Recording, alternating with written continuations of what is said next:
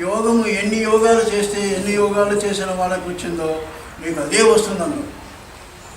కాబట్టి విషయానికి వస్తే మొత్తం ఉంటే సత్వజ్ఞుడు వాడు. ఎవడైతే తత్వాన్ని ఎప్పుడూ అనుభవిస్తూ ఉంటాడో మహత్తరమైన జ్ఞానికి నిత్యానందము, నిత్యమైనటువంటి జ్ఞానము, నిత్యమైన చైతన్య శక్తి నిరంతరం ఉంటూ ఉంటుంది. మహత్తుడు కాదు శిరీషాలు తుర్య స్థితిలో ఉండేవాడు, సహజానందుడై ఉండేవాడు. వాస్తవానికి ఆయన అతీతమైన స్థాయిలో ఉండి 1000 పగులు లేకుండా పగలు లేని పగలు, పగలు లోని పగలు, పగలు రాత్రి లేని నిర్మలమైన పగలు, ఈ విధంగా బట్టబయల్లో ఉండేటువంటి స్థాయిలో ఉన్న మహత్తులు మనం ఒక 10 సెకండ్లు పొందినా చాలని చెప్పారు మీరు, మహత్తులు చెప్పిన మాట. కాబట్టి దాన్ని మనం తీసుకుంటే ప్రత్యక్షదయమైనటువంటి దైవాన్ని నమ్మేటువంటి స్థితి ఏదైనా ఉన్నదంటే మనకి ఎక్కడా కావాలి దేవుడు. వాస్తవానికి నిజమైన దేవుడు బయలుగా ఉన్నాడు, నామరూప రహితుడై ఉన్నాడు. ఆయనే నిజంగా దైవతత్వాన్ని ఇచ్చి దేవుణ్ణి మనకి నిజంగా ఇచ్చేటువంటి స్థాయిలో ఉన్నవాడు దేవుడి రూపముగా ఉన్న సద్గురు.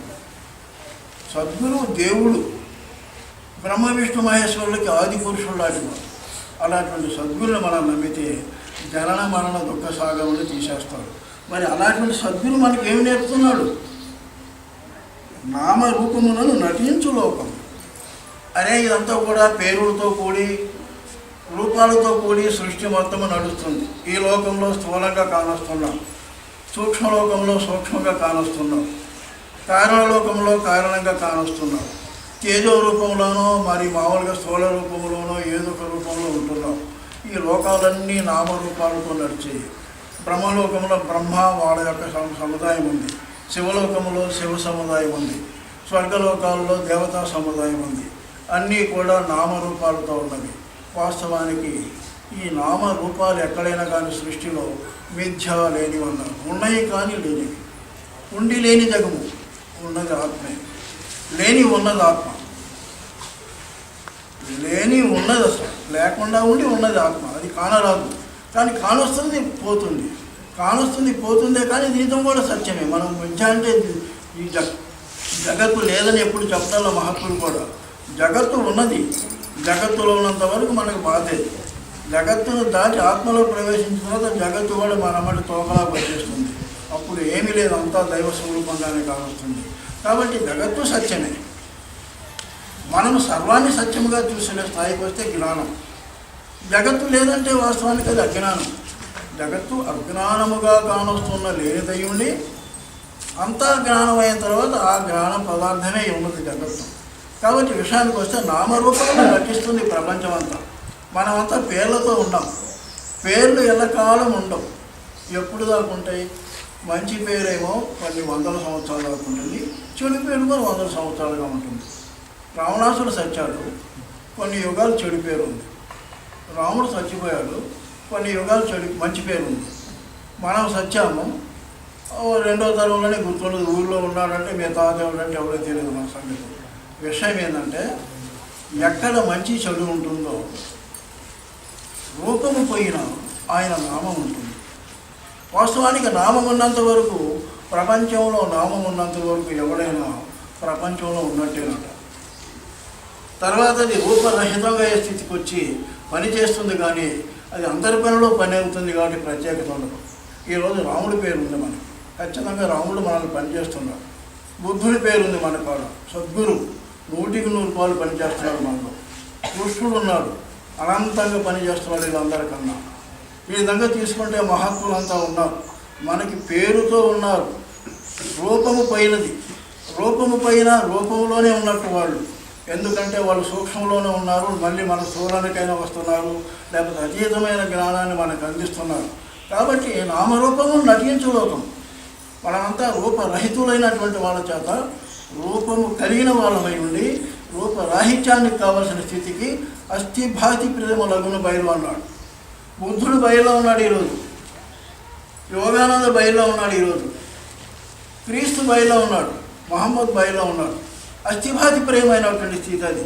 సత్తు చిత్తు ఆనందం అన్నాడు. అస్థిభాతి ప్రేమ సత్తుగా ఉన్నారు వాళ్ళు, చిత్తుగా ఉన్నారు, ఆనందముగా ఉన్నారు. అఖండమైన ఆనందముతో, పరమశాంతితో, అఖండమైన జ్ఞానముతో, అఖండమైన శక్తిగా ఉండి లేని వాళ్ళుగా ఉన్నారు. గుర్తు గుర్తుంచుకోండి. వాడికి ఎరుక ఉండి లేదు, ఒకప్పుడు అసలు ఉండదు, వచ్చినా ఉన్నట్టు కాదు, కానీ పనిచేస్తూ ఉంటారు. అర్థం చేసుకోండి. ఆ సత్తు చిత్తు ఆనందము, సత్తు చిత్తు ఆనందాన్ని అస్థిభాతి ప్రియము, దానినే సత్యం శివం సుందరం అన్నారు. ఈ మూడు మూడు మూడు ఒకటే. సత్తు అంటే అస్థి, సత్తు అంటే సత్యం, చిత్తు అంటే భాతి, వాస్తవానికి శివం అన్నా చిత్తే. మరి ఆనందం అంటే ప్రియం, సుందరం అన్నాడు దాన్ని. మళ్ళీ ఈ 9 కూడా ఒకదానికోటి విడిచిలేవు, అన్నీ ఒకటే. వాటిని అర్థం చేసుకునేది జ్ఞాని. వాడు ఆనందంగా ఉంటాడు. ఆనందం అందంగా ఉంటుంది, అందంగా ఉన్నది ఆనందం ఇస్తుంది. అర్థం చేసుకోండి. శుభం చేసేది సుందరంగా ఉంటుంది, సుందరంగా ఉన్నది గుర్తు లేకుండా ఉంటుంది. మంచి పువ్వులు చూసామనుకో, చూడంగానే ఆనందం వస్తుంది, ఆనందం వస్తే గుర్తు లేకుండా పోతుంది. అదే సత్తు. అది బాగుందని తెలివి ఉన్నది, అదే చిత్తు.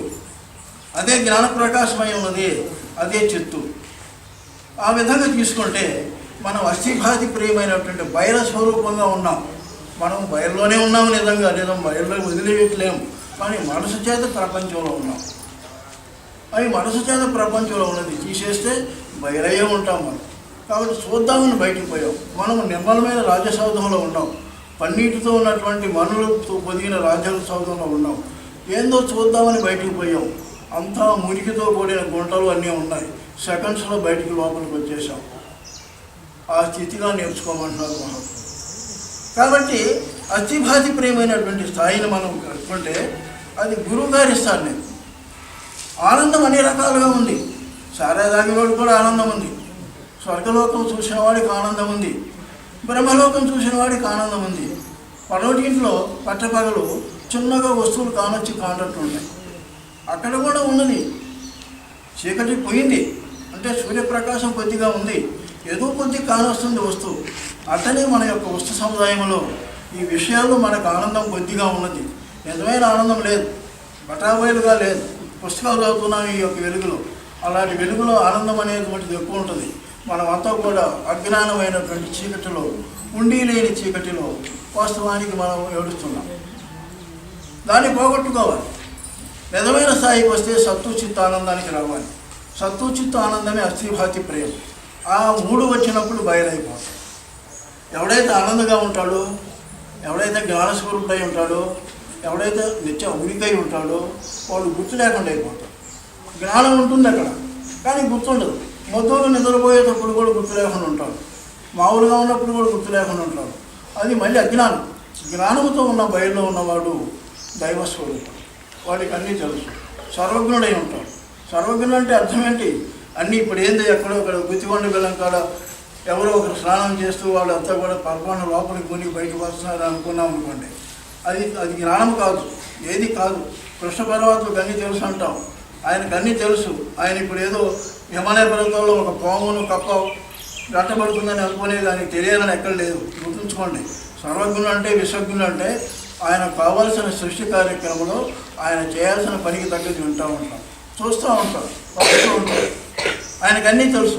కావాల్సిన ఆయన ముందు ప్రకృతి వచ్చి ఏమి చేయాలనేటువంటి స్థితిగా చేతులు కట్టుకొని ఉంటుంది. అట్లనే సద్గురు కూడా అంతే. కాబట్టి విషయానికి వస్తే మనం జ్ఞానస్వరూపం, అస్థిభ్రాంతమైనటువంటి స్థితి గలవాడు. మనం జ్ఞానాన్ని పొందితే ఏం చేయాలి అంతర్వాణి చెబుతుంది. జ్ఞానం పొందినవాడు ఎప్పుడు తప్పు చేయడు, చేసినట్టు కానొస్తాడు, ఒకరిని తిట్టినట్టు కానొస్తాడు. వచ్చింది అది అంతా వచ్చింది. ఇప్పుడు షిరిడి సాయిబాబా ఉన్నాడు, కొట్టేవాడు తిట్టేవాడు, అవధూతులు వాడు కొడతారు, తిరుగుతారు.